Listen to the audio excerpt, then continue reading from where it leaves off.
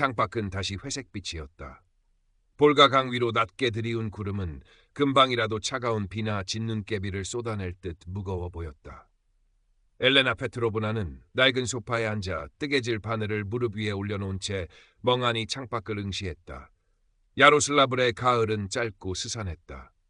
남편 세르게이가 세상을 떠난 지 벌써 5년.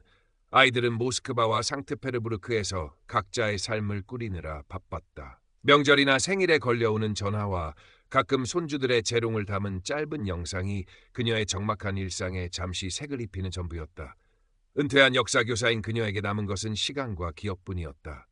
젊은 시절, 세르게이와 함께 연극을 보고 밤새 토론했던 기억, 아이들의 웃음소리로 가득했던 아파트의 온기, 학생들에게 러시아의 영광과 비극을 가르치며 느꼈던 보람. 모든 것이 빛바랜 사진처럼 아련했다. 혼자 남은 흐루쇼프카 아파트는 너무 넓고 조용했다.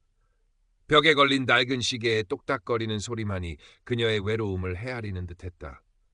작년 생일, 모스크바에 사는 아들이 최신 스마트폰을 선물했다. 어머니, 이걸로 손주들 얼굴도 자주 보시고 세상 돌아가는 소식도 접하세요. 아들은 이것저것 기능을 설명해 주었지만 엘레나에게 스마트폰은 여전히 복잡하고 낯선 물건이었다.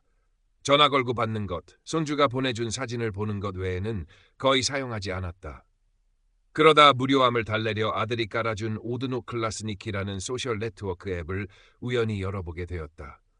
동창들의 소식을 보거나 오래된 가요를 듣는 정도였다. 그러던 어느 날 그녀가 올린 오래된 야로슬라블 풍경 사진 아래 낯선 이름의 댓글이 달렸다. 드미트리 볼코프.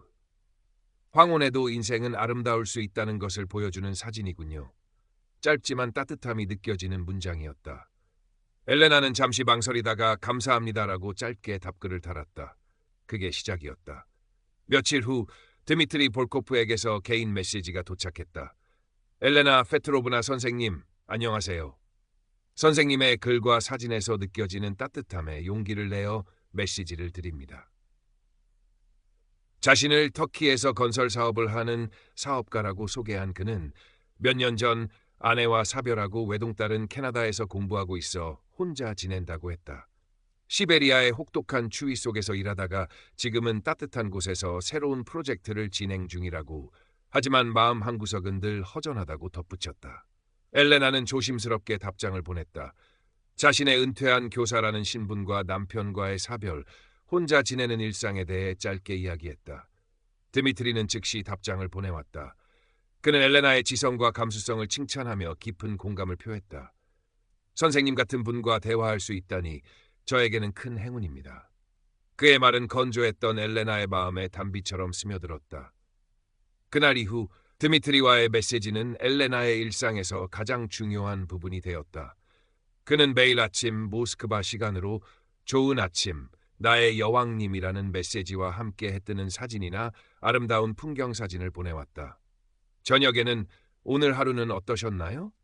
부디 평안한 밤 되시길이라는 다정한 인사와 함께 감미로운 음악 링크를 보내주었다. 엘레나는 그의 메시지를 기다리는 것이 하루의 가장 큰 즐거움이 되었다. 드미트리는 엘레나의 소소한 일상에 귀 기울였다. 그녀가 좋아하는 톨스토이의 소설에 대해 이야기하고 그녀가 즐겨 듣는 로망스 가수에 대해 아는 척했다. 엘레나가 젊은 시절 역사교사로서 겪었던 일화들을 이야기하면 그는 진심으로 감탄하며 그녀의 지혜와 경험을 존경한다고 말했다. 엘레나, 당신과 이야기하면 시간 가는 줄 모르겠습니다. 당신은 나의 메마른 영혼을 적셔주는 오아시스 같아요. 엘레나는 수십 년 만에 처음으로 설렘이라는 감정을 느꼈다. 그녀는 드미트리에게 답장을 보내기 전에 몇 번이고 문장을 고쳤었고 그가 좋아할 만한 시구절을 찾아보내기도 했다. 가끔은 그와의 채팅을 위해 입고 있던 화사한 스카프를 목에 두르거나 옅은 화장을 하기도 했다. 스마트폰 화면 속 그의 프로필 사진은 50대 초반으로 보이는 중후하면서도 다정한 인상의 남성이었다. 깊은 눈매와 부드러운 미소. 엘레나는 그 사진을 보며 실제로 그와 마주 앉아 이야기하는 상상을 하곤 했다. 오랜 친구 나탈리아가 어느 날 그녀의 아파트를 찾아왔다. 레나, 요즘 얼굴이 좋아졌는데 무슨 좋은 일이라도 있는 거야. 나탈리아의 물음에 엘레나는 당황하며 얼버무렸다. 그냥 요즘 좀 활기차게 지내려고 노력 중이야. 그녀는 드미트리에 대해 차마 이야기할 수 없었다. 자신의 나이에 어울리지 않는 주책이라고 생각하기도 했고 어쩌면 이 행복이 깨질까 두려웠기 때문인지도 모른다. 나탈리아는 더 묻지 않았지만 걱정스러운 눈빛으로 엘레나를 바라보았다. 드미트리와의 관계가 깊어지면서 그는 점차 자신의 어려움에 대해 털어놓기 시작했다. 터키 현지 파트너의 갑작스러운 배신으로 자금이 묶였다는 이야기, 예상치 못한 세금 문제로 곤란을 겪고 있다는 이야기 등. 그는 늘 하지만 걱정 마세요, 엘레나. 곧 해결될 문제입니다. 당신에게 걱정을 끼치고 싶지 않아요. 라고 덧붙였다. 엘레나는 그의 이야기에 진심으로 안타까워하며 위로의 말을 건넸다. 그러던 어느 날 드미트리가 조심스럽게 부탁을 해왔다. 엘레나, 정말 면목 없는 부탁이지만 혹시 잠시만 도와주실 수 있을까요? 현지에서 예상치 못한 통관 문제가 생겨 급하게 자금이 필요한데 제가 해외 계좌에서 바로 처리하기가 어렵습니다. 20만 루블 정도만 잠시 빌려주시면 다음 주에 제 러시아 계좌가 풀리는 대로 이자까지 얹어서 바로 갚겠습니다. 정말 은혜는 잊지 않겠습니다. 엘레나는 심장이 덜컥 내려앉는 것을 느꼈다. 돈 문제였다. 그녀는 평생 누구에게 돈을 빌리거나 빌려준 경험이 거의 없었다. 드미트리, 제가 가진 돈이 많지 않아요. 연금으로 생활하는 처지라. 그녀는 망설이며 답장을 보냈다. 드미트리의 답장은 간절했다. 물론입니다, 엘레나. 선생님의 사정을 제가 어찌 모르겠습니까? 하지만 정말 급한 상황이라 선생님 외에는 제가 이렇게 속마음을 터놓고 부탁할 사람이 없습니다. 이번 일만 잘 해결되면 제가 러시아로 돌아가 선생님께 정식으로 인사드리고 그동안의 은혜에 보답할 기회를 가질 수 있을 텐데요. 우리의 미래를 위한 작은 투자라고 생각해 주시면 안 될까요? 우리의 미래. 그 말이 엘레나의 마음을 흔들었다. 그녀는 밤새 잠을 이루지 못했다. 드미트리가 보여준 다정함, 그의 외로움, 그리고 그가 암시하는 함께할 미래. 그녀는 결국 다음 날 아침 떨리는 손으로 은행에 가 비상금으로 모아두었던 돈을 찾아 드미트리가 알려준 계좌로 송금했다. 송금 확인 메시지를 보낸 후 불안감이 엄습했지만 곧이어 도착한 드미트리의 메시지에 그녀는 다시 안심했다. 정말 감사합니다, 나의 천사. 당신 덕분에 큰 위기를 넘겼습니다. 당신의 믿음과 사랑에 반드시 보답하겠습니다. 사랑합니다, 엘레나. 그날 밤 엘레나는 오랜만에 깊은 잠을 잘 수 있었다. 하지만 그것은 시작에 불과했다. 몇 주 후 드미트리는 또다시 돈을 요구했다. 이번에는 캐나다에 있는 딸의 갑작스러운 병원비 때문이라고 했다. 딸 아이가 사고를 당해 급하게 수술을 해야 합니다. 제가 지금 당장 갈 수가 없어서 염치 없지만 조금만 더 도와주실 수 없을까요? 그는 흐느끼는 듯한 이모티콘과 함께 애원했다. 엘레나는 딸을 가진 어머니의 마음으로 그의 부탁을 거절할 수 없었다. 이번에는 정기 예금을 해약해서 돈을 보냈다. 그 후로도 드미트리의 금전 요구는 계속되었다. 사업 자금이 추가로 필요하다는 이유, 세금 폭탄을 맞았다는 이유, 러시아로 돌아갈 비행기표를 살 돈이 부족하다는 이유, 요구하는 금액은 점점 커져갔다. 엘레나는 이제 남편이 남긴 유산 일부와 자신의 연금을 모아둔 돈까지 꺼내 보내기 시작했다. 통장 잔고는 빠르게 줄어들었지만 그녀는 이것만 해결되면 드미트리가 돌아올 거야. 그러면 모든 것이 괜찮아질 거야 라고 스스로를 위안했다. 엘레나는 몇 번이고 영상 통화를 제안했지만 드미트리는 번번이 거절했다. 여기는 인터넷 사정이 너무 안 좋아요, 여보. 얼굴이 자꾸 끊겨서 당신의 아름다운 모습을 제대로 볼 수가 없네요. 혹은 지금 중요한 계약을 앞두고 있어서 보안상 화상통화는 어렵습니다. 조금만 이해해 주세요. 그는 늘 교묘한 핑계를 댔다. 직접 만나자는 이야기가 나오면 그는 물론이죠. 나의 사랑. 저도 당신을 만날 날만 손꼽아 기다리고 있습니다. 이 프로젝트만 마무리되면 바로 야로슬라블로 달려가겠습니다. 함께 볼가 강변을 산책하고 당신이 좋아하는 극장에서 발레를 보고 싶어요. 라며 희망을 심어주었다. 엘레나의 마음속에는 의심의 그림자가 점점 짙어졌다. 정말 이런 사람이 있을까? 왜 한 번도 얼굴을 보여주지 않는 걸까? 하지만 의심이 고개를 들 때마다 드미트리는 귀신같이 알아채고 더욱 달콤한 말로 그녀를 안심시켰다. 나를 믿지 못하는군요, 엘레나. 우리의 사랑이 이것밖에 안 되었나요? 당신에게 실망입니다. 그의 서운하다는 듯한 메시지는 엘레나의 죄책감을 자극했다. 그녀는 자신의 의심이 어리석고 못된 것이라고 자책하며 다시 그를 믿으려 했었다. 이미 너무 많은 돈과 감정을 쏟아부었기에 이 관계가 거짓일지도 모른다는 가능성을 외면하고 싶었다. 나탈리아는 엘레나의 변화를 예민하게 감지했다. 레나, 너 요즘 통기운이 없어 보여. 무슨 걱정거리라도 있는 거니? 혹시 돈 문제라도 생긴 거야? 나탈리아의 조심스러운 물음에 엘레나는 버럭 화를 냈다. 아니야, 나 아무 문제 없어. 왜 자꾸 사람을 귀찮게 해? 친구의 걱정 어린 시선이 부담스러웠다. 그녀는 나탈리아와의 만남도 피하기 시작했다. 밤에는 드미트리와의 채팅으로 잠을 설쳤고 낮에는 불안감에 식욕도 잃어갔다. 거울 속 자신의 모습은 초췌하고 불안해 보였다. 그러던 어느 날 드미트리에게서 다급한 메시지가 도착했다. 엘레나, 드디어 모든 것이 끝나갑니다. 마지막 고비만 넘기면 돼요. 러시아에 돌아가 당신과 함께 살 집을 계약해야 하는데 계약금이 조금 부족합니다.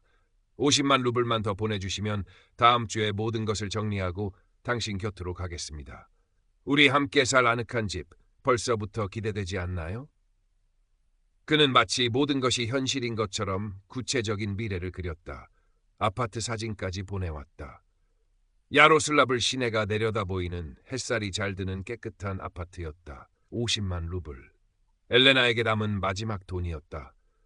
그녀가 살고 있는 이 낡은 아파트의 보증금과 거의 맞먹는 금액이었다.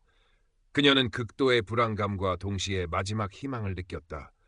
이 돈만 보내면 정말로 드미트리가 올까? 이 지긋지긋한 외로움에서 벗어나 따뜻한 노후를 보낼 수 있을까? 그녀는 며칠 밤낮을 고민했다. 드미트리는 매일같이 사랑의 메시지와 함께 재촉하는 듯한 질문을 던졌다. 나의 여왕님, 준비는 다 되어가나요? 우리의 새로운 시작이 얼마 남지 않았습니다. 결국 엘레나는 결심했다. 그녀는 떨리는 마음으로 은행으로 향했다. 창구에 앉아있는 젊은 여직원에게 큰 금액의 인출을 요청하자 직원은 의아한 표정을 지으며 용도를 물었다. 어머니, 실례지만 혹시 어디에 쓰시는 돈인지 여쭤봐도 될까요? 요즘 어르신들 상대로 보이스피싱이나 로맨스 스캠 같은 사기가 많아서요. 혹시 자녀분들과 상의는 해보셨어요? 엘레나는 얼굴이 화끈거렸다.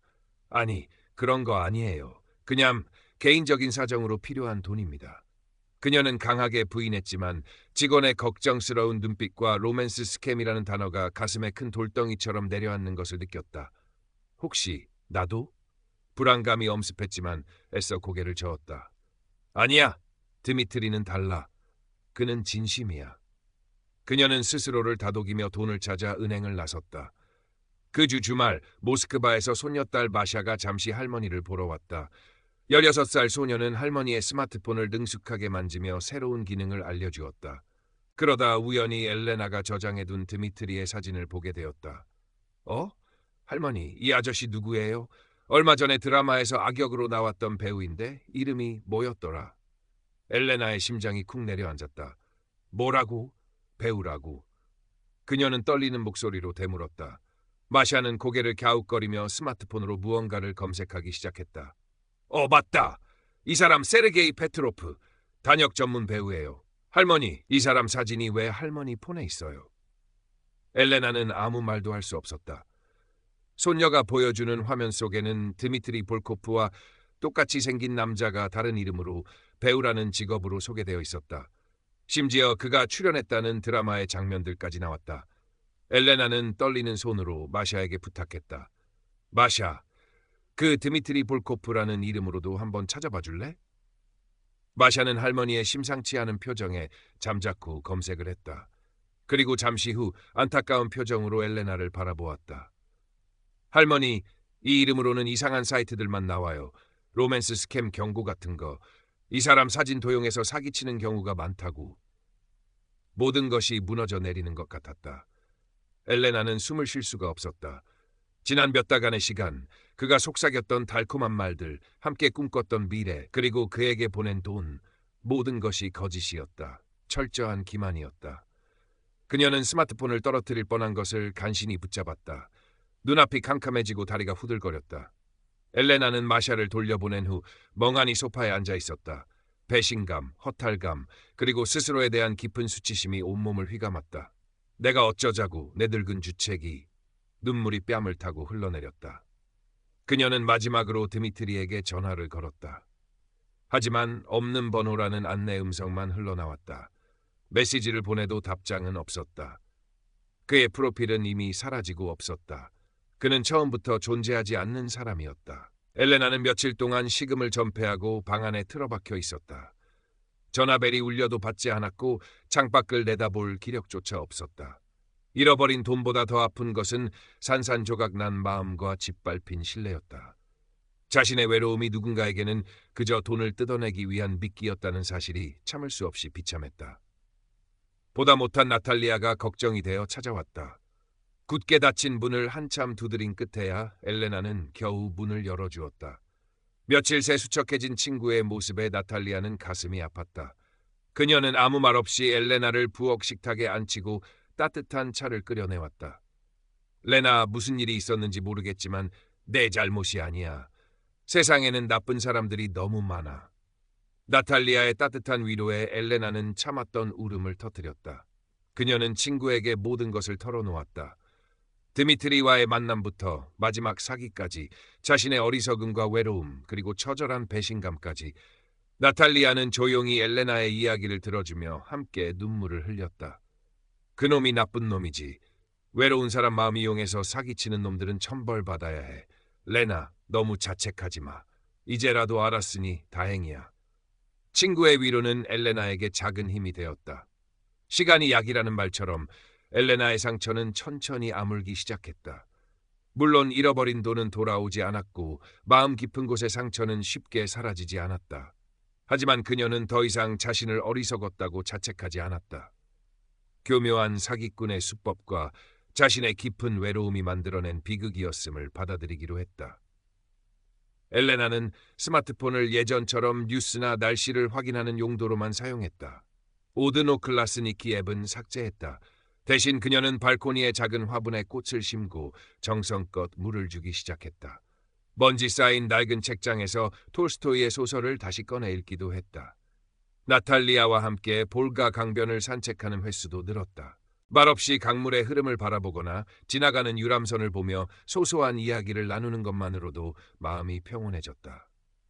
동네 노인복지관에서 다시 시작한 뜨개질 교실에도 나가기 시작했다.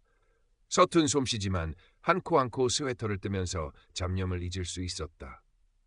어느 화창한 가을날 오후, 엘레나는 나탈리아와 함께 강변 벤치에 앉아 있었다. 황금빛으로 물든 자작나무 잎들이 바람에 달려 발치에 떨어졌다. 엘레나는 문득 고개를 들어 따사로운 햇살을 바라보았다. 눈부심에 살짝 눈을 찡그렸지만 입가에는 희미한 미소가 번졌다. 완벽한 치유는 아닐지라도 그녀는 다시 일상으로 돌아와 있었다. 차갑고 외로웠던 겨울은 지나갔고 그녀의 마음에도 아주 조금씩 다시 햇살이 들기 시작했다. 그녀는 천천히 숨을 내쉬었다. 살아있다는 것, 그리고 다시 시작할 수 있다는 작은 희망이 가슴속에서 조용히 피어오르고 있었다.